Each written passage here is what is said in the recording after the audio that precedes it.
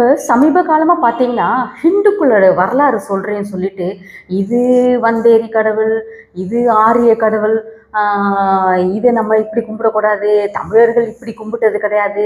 இந்த மாதிரி வந்துட்டு இந்துக்களுடைய வரலாறு சொல்கிறேன்னு சொல்லிட்டு ஏதோ ஒரு குட்டையை வந்து குழப்பிட்டு உட்காந்துக்கிட்டு இருக்கிறாங்க. நம்ம என்ன பண்ணணும்னா, நம்ம இதெல்லாம் எதையுமே காதில் வாங்கிக்க கூடாதுங்க.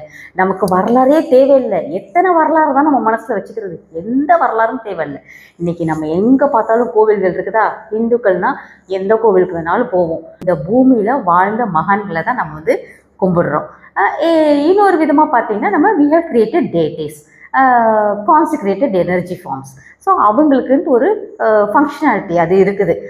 ஒரு தொழில் நல்லா இருக்கணுமா, நம்ம அங்கே போய்க்கலாம். ஒரு குழந்தை பிறக்கணுமா, இன்னொரு கோவிலுக்கு போய்க்கலாம். கல்யாணம் ஆகணும்னா ஒன்று, ஹெல்த்துனா ஒன்று, வெல்த்துனா ஒன்று. இப்படி வந்துட்டு நம்ம வந்துட்டு டேட்டிஸை வந்து நம்ம க்ரியேட் பண்ணி வச்சுருக்கோம். அங்கங்கே போயிட்டு நமக்கு என்ன மாதிரி ஒரு பரிகாரம் சொல்கிறாங்களோ நம்ம வந்து அதை வந்து செய்கிற மாதிரி.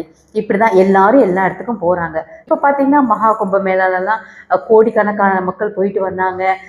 அப்போ சமீபத்தில் ஒரு பேச்சு வருது இல்லை, இங்கே எங்கேப்பா ஜாதியெல்லாம் பார்த்தாங்க அப்படின்னு சொல்லி ஒரு பேச்சு வருது இல்லையா? அப்போ இதெல்லாம் பார்க்குறாங்க. திருவண்ணாமலையில் கிரிவலம் போகிறாங்க, சித்திரை திருவிழா இருக்குது.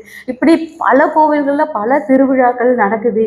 எல்லாரும் ஒன்றா போகிறாங்க வராங்கன்னும் பொழுது இதை பார்க்கும்பொழுது இவங்களுக்கு ஏதாவது என்ன சொல்கிறது, கூட்டையை குழப்பணும் அப்படின்றதுக்காகவே அந்த வரலாறு இந்த வரலாறுன்னு சொல்கிற எதையும் நம்ம ஹிந்துக்கள் வந்து காதில் வாங்கிக்கவே கூடாதுங்க. இவங்க என்னவோ சொல்கிறாங்கன்னு சொல்லிட்டு பண்ணிக்கலாம். ஹிந்துக்கள்னால் எந்த கோவிலுக்கு வேணாலும் போவோம். இன்றைக்கி முருகன் கோவில் போவோம், நாளைக்கு பிள்ளையார் கோவில் போவோம், நாளைக்கு சிவன் கோவில் போவோம், இன்னொரு நாள் விஷ்ணு கோவில் போவோம், இன்னொரு நாள் அனுமார் கோவில் போவோம். நமக்கு எந்த கோவில் தோணுதோ நம்ம அந்த கோவிலுக்கு போவோம். நமக்குள்ளார எந்த பிரிவினையும் கிடையாது. எல்லா கோவிலுக்கும் போவோம், எல்லா சாமியும் கும்பிடுவோம். நமக்கு ஒரு செங்கலை கொடுத்துட்டு இதுதான் சாமி, நமக்கு ஒரு குச்சியை கொடுத்துட்டு இதுதான் சாமின்னு சொன்னால் அதையும் நம்ம கும்பிடுவோம். ஏன்னா அதுதான் இந்த பாரத தேச கலாச்சாரத்தோட ஒரு அடிப்படையினே சொல்லலாம். எந்த இதை கொடுத்தீங்கனாலும் நம்ம வந்து வணங்குவோம். பேர் வந்துட்டு இந்த வரலாறு சொல்கிறேன் அந்த வரலாறு சொல்கிறேன்ட்டு சொல்கிறவங்களுடைய அந்த இன்டென்ஷனை கண்டிப்பாக நம்ம வந்து தெரிஞ்சுக்கணும், புரிஞ்சுக்கணும்.